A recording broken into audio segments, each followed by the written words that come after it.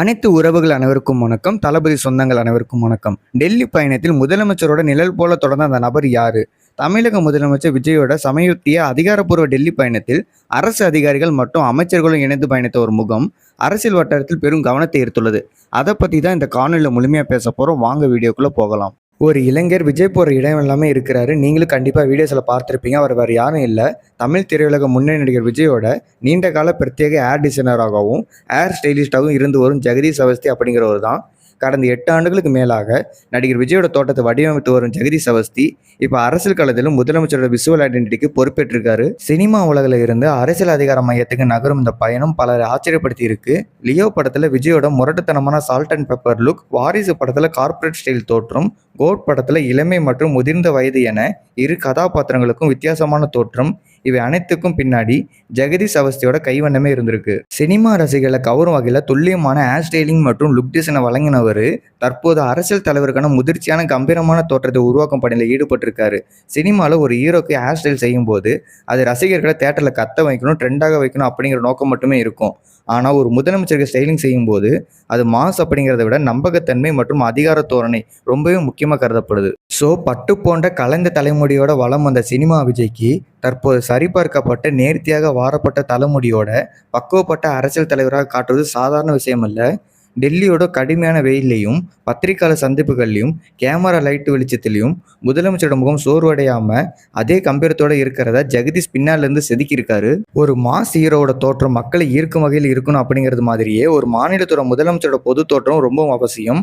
சட்டமன்ற உரைகள், பொதுக்கூட்டங்கள், தேசிய தலைவர்களுடனான சந்திப்புகள் என ஒவ்வொரு தருணத்திலும் முதலமைச்சர் விஜயோட விசுவல் பிராண்டிங் என்பது மக்கள் மனசுல நீண்ட கால தாக்கத்தை ஏற்படுத்தும். ஜெகதீஷ் அவஸ்தியோட டெல்லி பயணம் முதலமைச்சரோட அரசியல் பிராண்டிங்கோட ஒரு முக்கியமாக அங்கமாக பார்க்கப்படுது.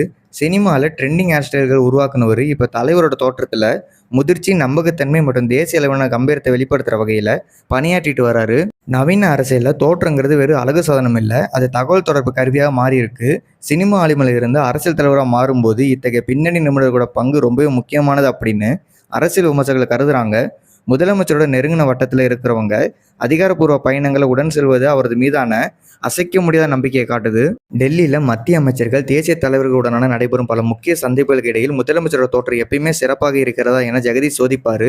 அரசியல் களத்தில் ஒரு தலைவருக்கு பின்னாடி எத்தனையோ ஆலோசகர்களும் அதிகாரிகளும் இருக்கலாம்.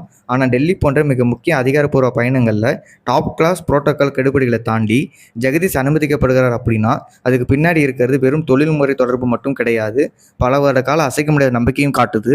எத்தனையோ புதிய முகங்கள் அரசியல்களை நுழைஞ்சாலும் சினிமா காலத்திலிருந்து தன்னோட வளர்ச்சியில் பங்கெடுத்த பழைய முகங்களுக்கு விஜய் கொடுக்குற முக்கியத்துவத்தை இது நமக்கு காட்டுது அப்படின்னு அரசியல் விமர்சகர்களுக்கு இதை கணிக்கிறாங்க. சினிமா மற்றும் அரசியல் இரண்டுமே இணைகிற இந்த சுவாரஸ்யமான புள்ளியில் ஜெகதீஷ் அவஸ்தியோட பயணம் தமிழக அரசியல் புது விவாதத்தை ஏற்படுத்தியிருக்கு. முன்னாடி இதெல்லாம் அரசியல் அப்படின்னாலே வெள்ளை வெட்டி சட்டை, ஒரு சால்வை, இதோட தலைவர்களோட தோற்றம் முடிஞ்சிரும். ஆனால் இந்த 2K கிட்ஸ் மற்றும் டிஜிட்டல் தலைமுறை ஒரு தலைவனோட ஆளுமையை அவனோட தோற்றத்தை வச்சு மதிப்பிடுது. அதை மிக நன்றாக புரிந்து வச்சிருக்காரு முதலமைச்சர் சி. ஜோசப் விஜய். சினிமா உலகத்திலிருந்து கோட்டைக்கு வந்த எம்ஜிஆர், ஜெயலலிதா போன்ற ஆளுமைகள் தங்களோட தனித்துவமான தோற்றத்தால் மக்கள்கிட்ட நீங்க இடம் பிடிச்சிருக்காங்க.